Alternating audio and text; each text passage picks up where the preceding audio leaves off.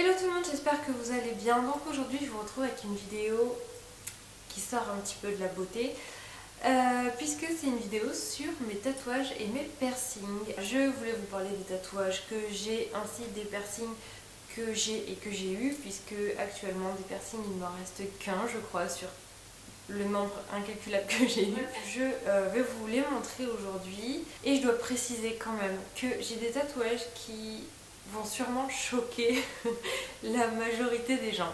J'ai des tatouages en fait où voilà, quand on me connaît pas, on se dit tiens, c'est pas possible qu'elle ait ce genre de tatouage. Mais si, voilà, j'ai ce genre de tatouage. Donc voilà, ne soyez pas choqués, ni quoi que ce soit, je suis une bonne personne. Et voilà, j'espère en tout cas que mes tatouages vous plairont. Donc on va commencer par les tatouages. Au total, j'en ai 7 qui sont répartis un petit peu de partout sur mon corps. J'en ai donc 3 aux avant-bras, un sur le ventre, 2 dans le dos et un gros sur la cuisse. Donc on va commencer avec les avant-bras. Donc en fait aux avant-bras j'ai une phrase ici. Donc c'est le deuxième tatouage que j'ai fait, donc celui quand j'avais 21 ans. C'est une fille de ma classe à l'époque quand j'étais en école de mode qui j'adorais son écriture. Et du coup je lui ai dit de m'écrire la phrase en fait pour l'emmener au tatoueur, ensuite que lui redimensionnerait pour mon poignet. Et c'est de l'italien. Pourquoi de l'italien? Parce que je suis d'origine italienne. Mes 3 grands-parents sur 4 sont nés en Italie. Et voilà, ils sont venus pendant la guerre. Donc voilà, j'ai des origines. Du coup, je voulais les marquer par donc un tatouage. Et il y a écrit, je vais vous le dire en français, je ne vais pas vous traduire en italien. Il y a écrit vie tes rêves parce que la vie en est un. Ce tatouage résume exactement un petit peu mon état d'esprit, c'est-à-dire je suis pas je m'en foutiste, mais je suis quelqu'un qui a du mal à prendre les choses, on va dire, au sérieux, ou voilà, pour moi, il y a toujours une solution, ça va aller, il y a toujours quelque chose de bien, comparé à mon mari qui est absolument pas comme ça. Le deuxième tatouage que j'ai ici, c'est un tatouage que j'ai fait quand j'ai rencontré mon mari, parce qu'en fait c'est donc son initiale, ça se lit comme ça, ni pas comme ça, ni quoi que ce soit, c'est un A, donc par rapport à son prénom. C'est fait avec l'écriture qui s'appelle Blake, je crois, que j'avais pris sur dafont.com. Et normalement, il y a un petit point à la place du cœur, mais j'ai décidé de faire un cœur. Et l'encre rouge est complètement partie parce que j'ai eu une croûte, mais d'une épaisseur tellement énorme. Je sais pas pourquoi j'ai eu cette croûte aussi épaisse sur ce cœur. Et en fait, du coup, quand la croûte est tombée, ça m'a carrément enlevé la couleur. Et voilà, après j'ai eu la flemme d'aller faire les retouches.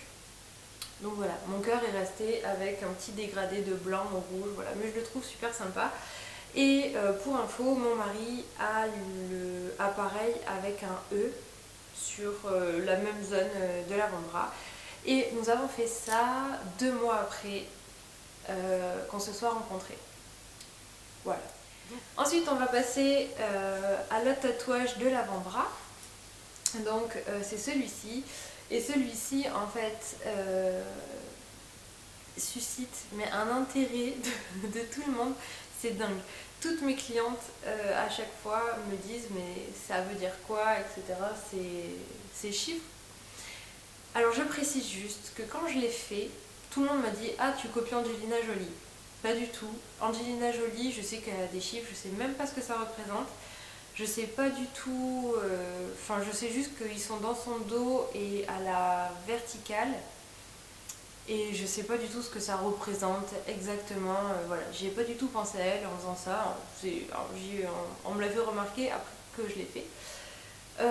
En fait, c'est tout simplement des chiffres qui représentent les dates de naissance avec les heures de naissance, les initiales, etc. etc. de mes parents et les 2 cousins avec qui j'ai grandi. Plutôt que de marquer le truc que tout le monde fait, genre le cœur avec marqué maman, enfin que tout le monde fait, lol, que tout le monde faisait dans les années 70-80, truc comme ça, et qui est complètement, on va dire, un peu dépassé maintenant. Moi voilà, j'ai décidé de faire un truc un petit peu intemporel et que les gens en fait ne remarquent pas. Je voulais quelque chose d'assez subtil, donc j'ai réfléchi et j'ai fait un truc à ma sauce. Voilà, et les gens, il n'y en a pas un qui comprend en fait. Et c'est ce que je voulais. Ensuite on va passer au tatouage du dos. Donc le premier que je vais vous montrer, c'est le tout premier que j'ai fait dans ma vie. Ce sont des étoiles, donc de la plus grosse à la plus petite. Et ce tatouage est complètement raté. Pourquoi? Parce qu'il est d'une épaisseur incroyable. C'est-à-dire que le tatoueur s'est acharné sur ma peau avec sûrement un angle d'aiguille qui était absolument pas adapté pour ce style de tatouage. Bref, du coup en fait j'ai des trous dans les étoiles, j'ai des manques de couleur, mais c'est simplement des cicatrices. Je regrette pas, mais disons que c'est celui qui a le moins de signification dans ma vie. Le deuxième tatouage que je vais vous montrer, qui est au niveau de ma nuque, c'est aussi un tatouage fait avec mon mari, donc il l'a également placé au même endroit que moi. Et en fait c'est le roi et la reine, donc moi j'ai évidemment la reine et mon mari a le roi.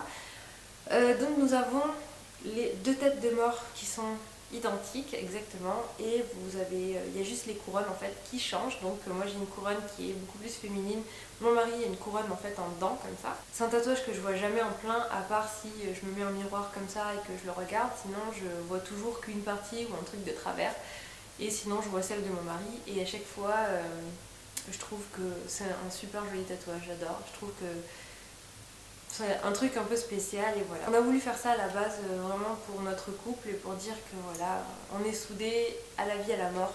Nous resterons le roi et la reine ensemble. Ensuite, le prochain tatouage que je vais vous montrer, c'est celui qui a créé une polémique dans ma famille, mais vous pouvez même pas vous imaginer. Et à chaque fois que je dis que j'ai ce tatouage là, tout le monde me regarde avec des yeux genre mon Dieu, toi tu as ça?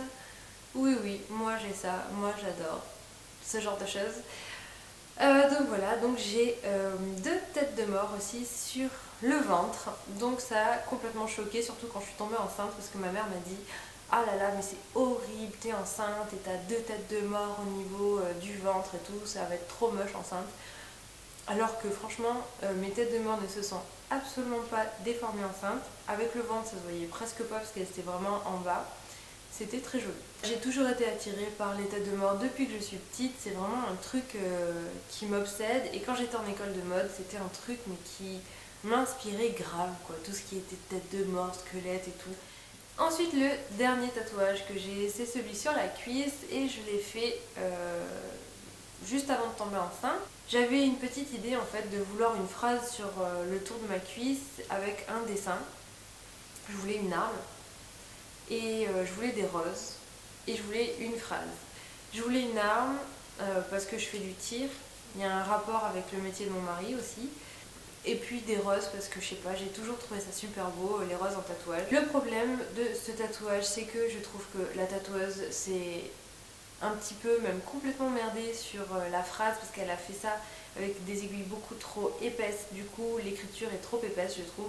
C'est pas assez fin, c'est pas assez délicat. Et en plus, étant donné que j'ai été enceinte après, j'ai pas pu aller me refaire les retouches, et la couleur est complètement partie, parce que quand je me suis fait le tatouage, c'était vraiment super beau parce que la couleur ressortait vraiment beaucoup quoi. Donc juste ensuite pour vous préciser, parce que vous allez sûrement me demander si j'ai eu mal ou pas sur mes tatouages.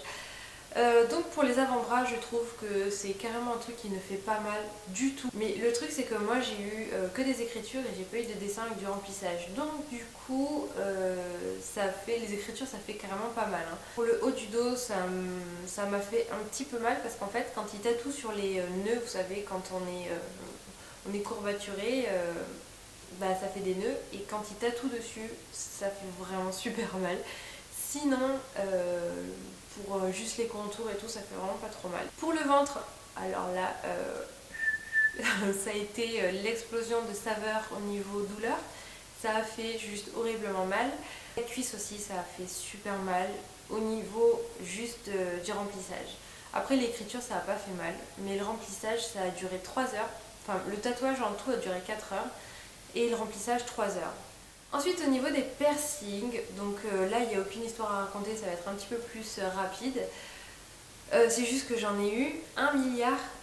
En fait, je suis fanatique de piercing. On va commencer avec le tout premier piercing que j'ai eu et que je n'ai plus. J'ai gardé ce piercing 8 ans et c'est le piercing au nombril. C'est un truc que j'ai fait à 14 ans, toujours avec l'accord de mes parents bien sûr. Ensuite, j'ai eu un piercing à la lèvre, juste ici, enfin en dessous, là je sais plus comment il s'appelle. Sauf que la personne qui m'a tatoué m'a complètement raté, ça m'a fait horriblement mal. Ça a jamais bien cicatrisé, je l'ai gardé 4 mois le truc, j'ai fait ça à 17 ans je crois, 16 ou 17 ans. Ça m'a fait juste trop mal, c'était horrible. Et à la base je voulais me faire percer là pour avoir un anneau autour de la lèvre. Et en fait la nana m'a dit après, genre 3 semaines après, m'a dit ah mais fallait me le dire parce que bah, du coup je vous l'ai fait trop bas. Super, donc moi étant donné que je voulais pas de boule, enfin je voulais pas un truc comme ça, bah, du coup je l'ai retiré parce qu'en plus ça me faisait trop mal. Ensuite j'ai fait un piercing au nez aussi et ça je l'ai fait il y a à peu près 4 ans et je l'ai vraiment pas gardé longtemps, je l'ai gardé un truc genre 2 ans parce que tout le monde me disait ah mais c'est moche,